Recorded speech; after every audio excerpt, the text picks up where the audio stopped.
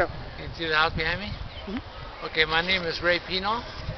My family is the last family to live on this property. It wasn't my mom and dad, but it was my great uncle.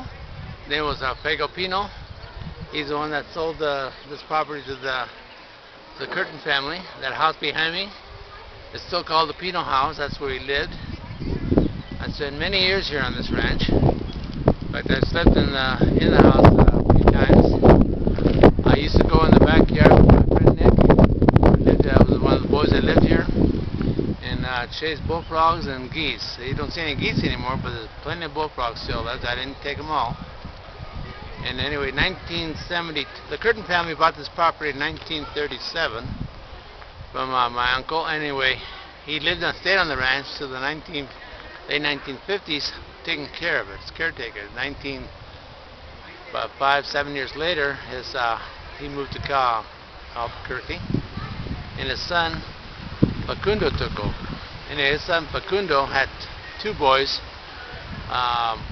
Charles and it's not Charles, I'm sorry, that name's wrong, but I got his name, and Nick. Nick was one of my best friends growing up, and so I spent a lot of time here.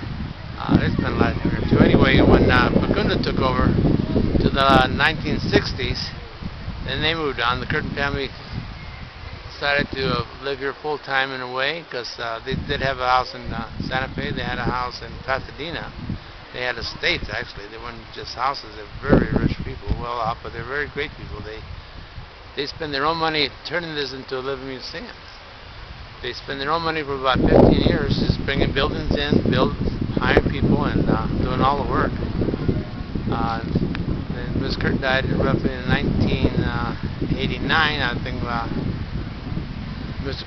Curtin himself died earlier than that. But in Finland, where he's from, living museum is a real common thing, and he got the idea to turn it into a living museum.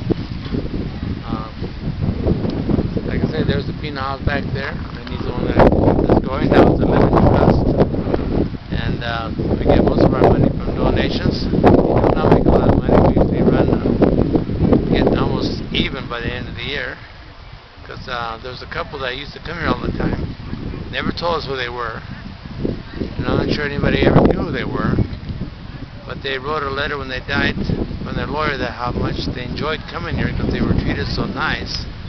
They really loved the way this thing was run because of the tour guides and all that. So actually, when they died, they left a will of $25,000 to the ranch, which we in turn used that to fund schools that can't afford to come here, like gas money and pay for their buses and stuff. And I'm going to go eat lunch, so I'm going to bid you adios. I come out good?